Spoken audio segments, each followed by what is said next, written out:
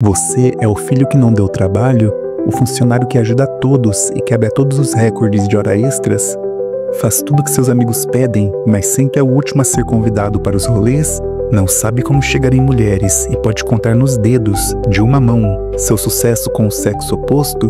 Se você respondeu sim para alguma dessas perguntas, parabéns, você é um cara bonzinho, assim como eu fui por muito tempo. Por isso, nesse vídeo, pretendo dividir com vocês algumas de minhas experiências e tentar te convencer a mudar essa atitude de uma vez por todas, pois ser bonzinho não é virtude, é medo disfarçado de bondade, e filósofos como Nietzsche e Camus podem te ajudar a enxergar isso. Por isso, vamos passo a passo, destrinchando cada uma dessas perguntas e suas consequências. Vai por mim, se tem algo que pode moldar sua vida logo cedo, é a quantidade de validação que você recebe por ser um filho comportado. Você começa desde muito cedo a associar o carinho dos seus pais a se tornar uma criança comportada, discreta e que não faz barulho. Não tem nada de errado em pais querendo paz e sossego, mas é importante que a criança também receba validação por tentar coisas novas, ou que no mínimo não seja xingada por isso. Não é o fim do mundo se a criança rabiscou a parede ou rolou na terra brincando com um cachorro. É fundamental impor limites, mas o segredo está em não querer transformar a criança em um mini adulto. No meu caso específico, sou filho caçula, porém a diferença de idade entre mim e meus irmãos é considerável. Portanto, eu não tinha uma referência de crianças um pouco mais velhas, mas sim de adultos que já até trabalhavam. Ou seja, além de meus pais, meus irmãos também queriam paz e sossego. Além da validação que vem dentro de casa, existe também a validação que vem de fora. Afinal, o bonzinho é sempre elogiado pelas amigas da mãe, pelos professores, pelos avós, e se torna comum ouvir frases como: "Queria que meu filho fosse assim", ou "Você deveria ser o exemplo para os outros alunos". O que, além de todos os malefícios da validação excessiva, atrai também a antipatia por parte dos colegas, e vai por mim, seus colegas de escola vão saber se aproveitar disso muito bem. Ser o filho perfeito é como viver dentro de uma gaiola dourada. Kierkegaard, um filósofo que estudou o medo da rejeição, diria que seu salto de fé não é em Deus, mas em si mesmo. Quando você para de buscar validação dos outros e escolhe suas próprias regras, mesmo que isso desagrade, você deixa de ser um boneco para virar o protagonista. Mas caso você não tenha tido a força necessária para dar esse salto de fé, todo esse caminho que você percorreu, sendo filho bonzinho, te molda para a próxima fase. Um lugar onde os coleguinhas podem ser bem piores, e o professor muitas vezes vai querer te ferrar em vez de te ensinar algo. Se na infância você aprendeu a ser invisível, no trabalho adulto você se torna substituível. A escola te preparou muito bem para o que está por vir, pois agora você é um funcionário exemplar em uma empresa modelo em gestão de pessoas e trabalha em equipe. Só que não. A realidade da maioria dos bonzinhos é ter dificuldade para conseguir empregos. Afinal, ele não tem muitos contatos, e aqui no Brasil, se você não conhece as pessoas certas, sinto lhe informar que as coisas ficam muito difíceis.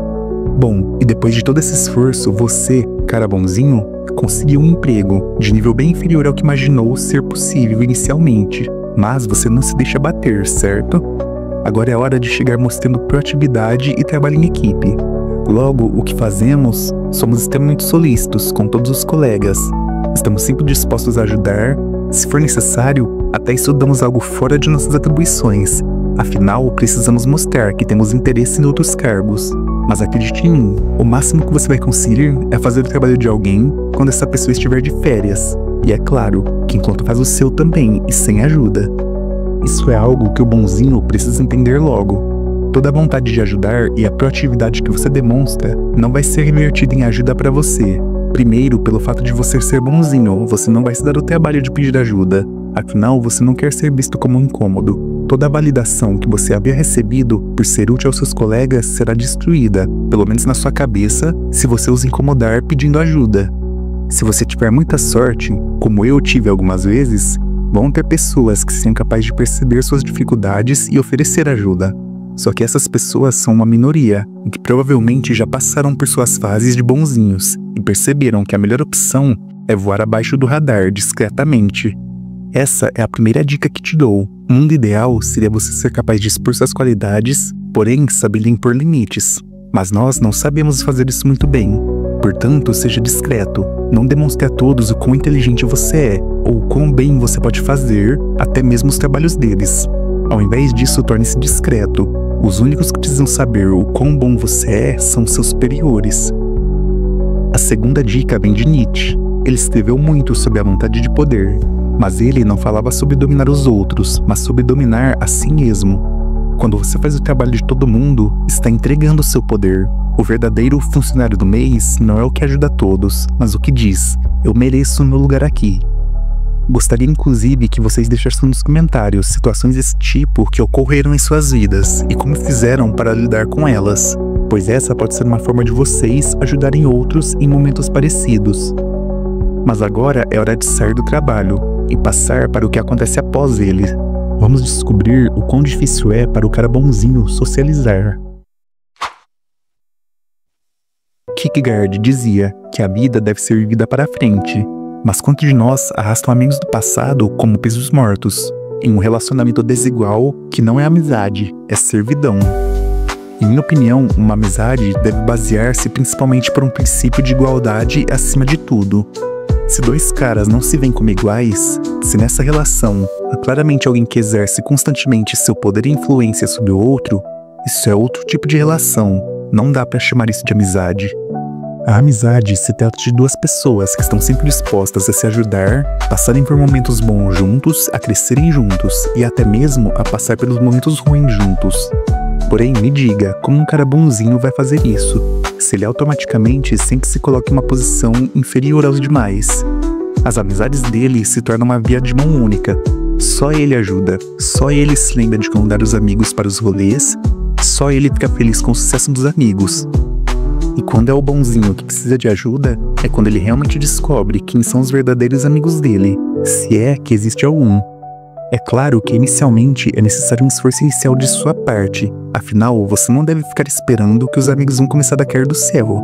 Porém, é necessário ter discernimento e perceber quem corresponde aos seus passos. E isso vale tanto para fazer novos amigos quanto os que você já tem, ou acha que tem. Comece a perceber aqueles que fazem questão da sua presença.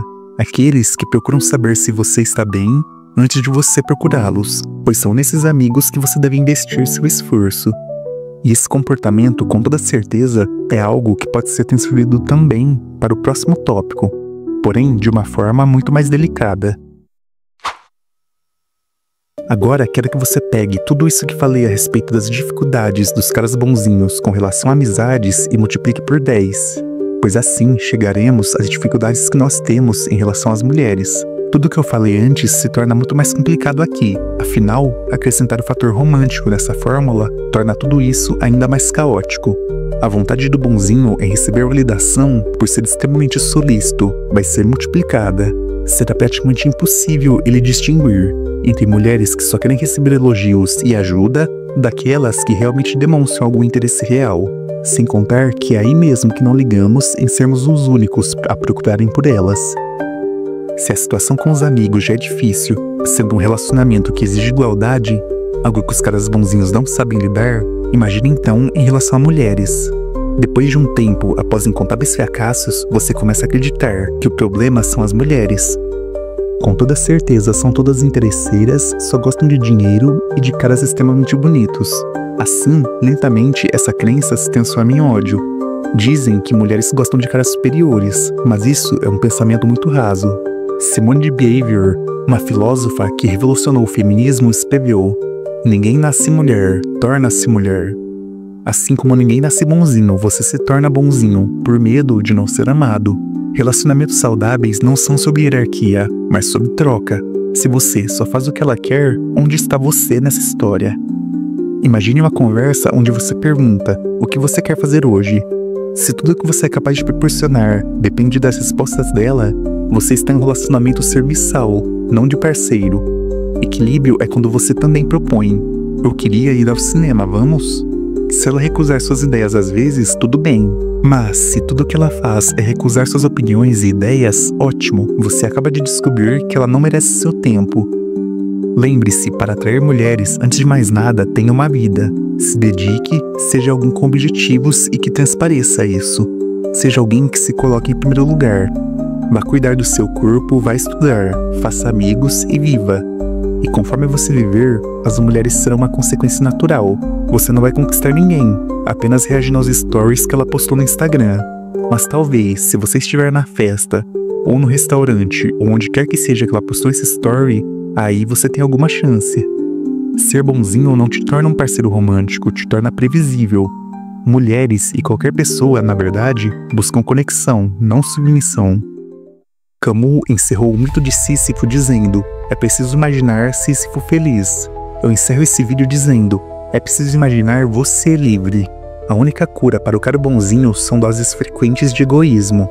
Foque mais em si mesmo, faça o que você precisa fazer e o que você quer fazer. Pense em todo o esforço que você dedica para agradar aos outros e transforme-o em esforço para agradar a você, para se tornar alguém que recebe também, e não só alguém que se doa aos demais. Exercite corpo e mente, saia um pouco desse quarto, aprenda a dizer não e principalmente aprenda a dizer o que você quer, pois só recebe algo aquele que é capaz de pedir. Só lembre-se de não exagerar no egoísmo. A cura para o bonzinho não é virar o vilão da história, mas seguir a filosofia de Camus e entender o absurdo que é viver para agradar os outros. Crie seu próprio sentido. Sua vida não é um rascunho para que seus pais, colegas ou crush escrevam. É uma obra-prima, em branco. Camus dizia que se fará livre porque escolhe empurrar a pedra. Sua liberdade começa quando você para de carregar os outros e começa a escalar sua própria montanha. E a vista lá de cima é incomparável. Se você gostou do vídeo, recomendo que assista também ao que está aparecendo na sua tela. E entenda como o silêncio, sim, o silêncio, pode ser capaz de melhorar sua comunicação. Porém, antes de ir, por favor, deixe um like e se inscreva no canal. Isso é tudo que eu te peço para poder continuar nessa jornada.